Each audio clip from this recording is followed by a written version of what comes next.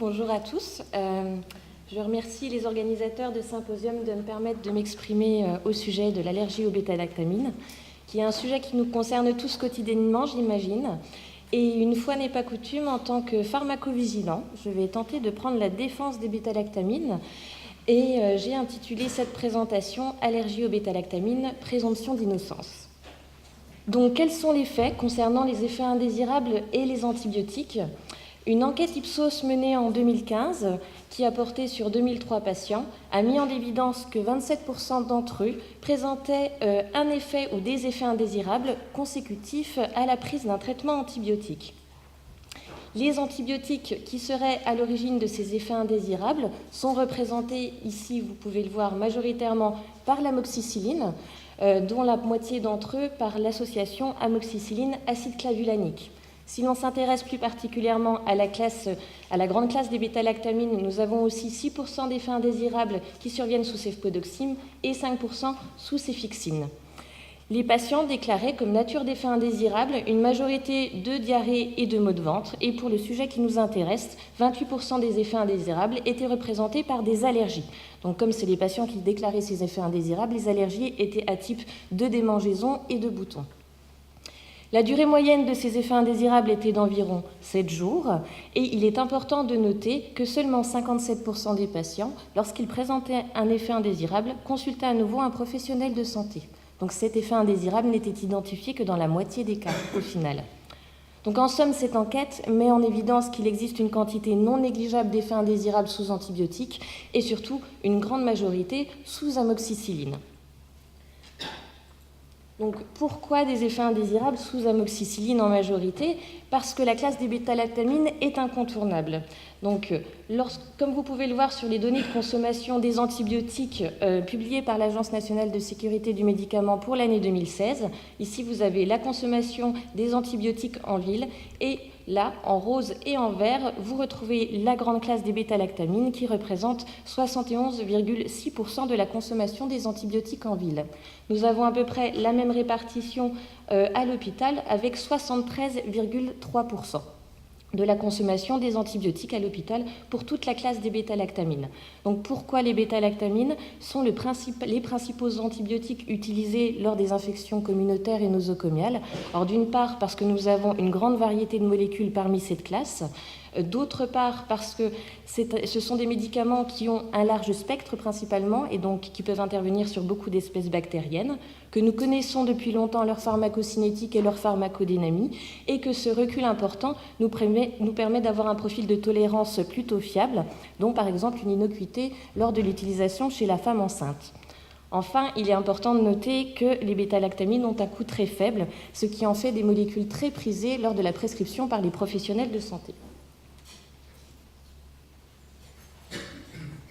Est-ce que le fait d'être incontournable rime avec le mot « effet indésirable » ?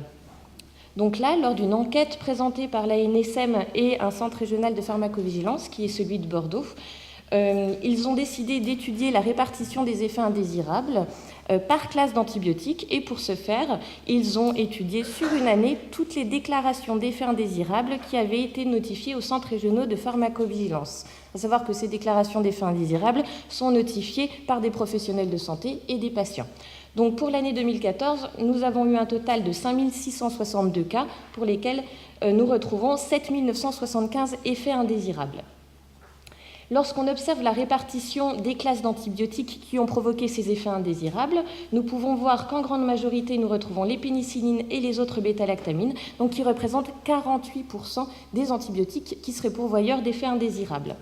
Or, tout à l'heure, nous avons pu voir que nous avions quand même une grande consommation de ces antibiotiques, car pour l'année 2014, on évalue cette consommation à plus de 522 millions doses définies journalières. Donc si nous reportions peut-être ce taux d'effet indésirable par rapport au chiffre de vente, est-ce que les bêta-lactamines resteraient l'antibiotique le plus pourvoyeur d'effets indésirables ?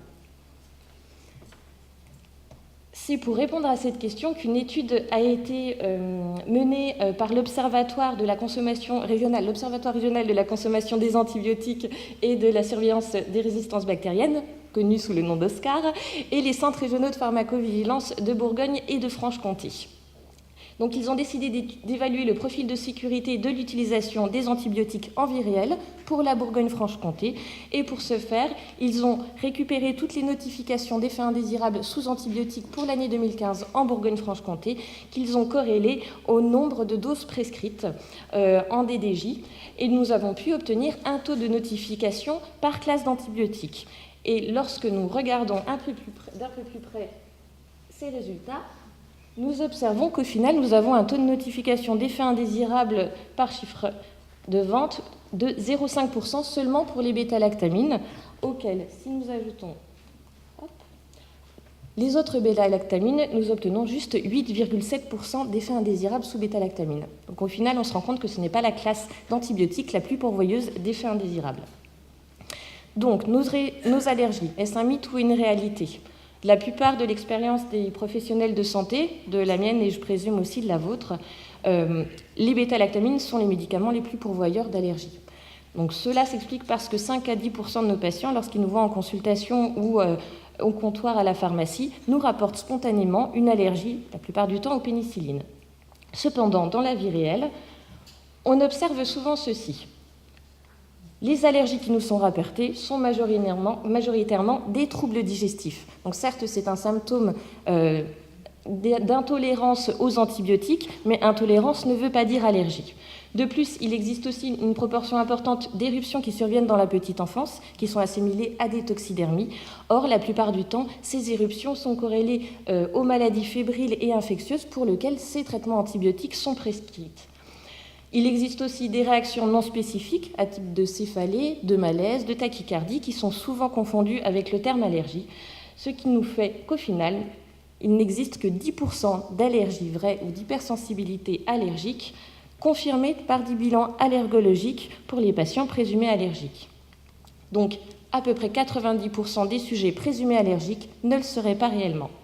Quelle est la conséquence pour nos patients lorsque nous leur portons une étiquette d'allergique à un antibiotique trop rapidement ? Tout d'abord, une perte de chance importante, car nous privons de toute la classe des bêta-lactamines pour pouvoir les traiter. Une émergence de résistance bactérienne due à l'utilisation des alternatives thérapeutiques, un coût qui est très élevé pour la société, et enfin, il peut aussi avoir des effets indésirables sous les alternatives thérapeutiques, évidemment.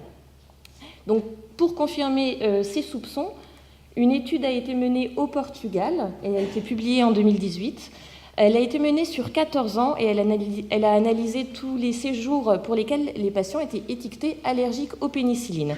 On a pu observer dans cette étude qu'il y avait une durée de séjour moyenne beaucoup plus longue pour les patients qui présentaient une hypersensibilité aux pénicillines, enfin un antécédent d'hypersensibilité aux pénicillines, un coût d'hospitalisation beaucoup plus élevé, une fréquence statistiquement significative d'un risque d'infection à Staph aureus méticilline résistant, à Enterococcus ou à Escherichia coli, et enfin un risque 1,2 fois plus élevé de survenue de septicémie dans les cas chirurgicaux.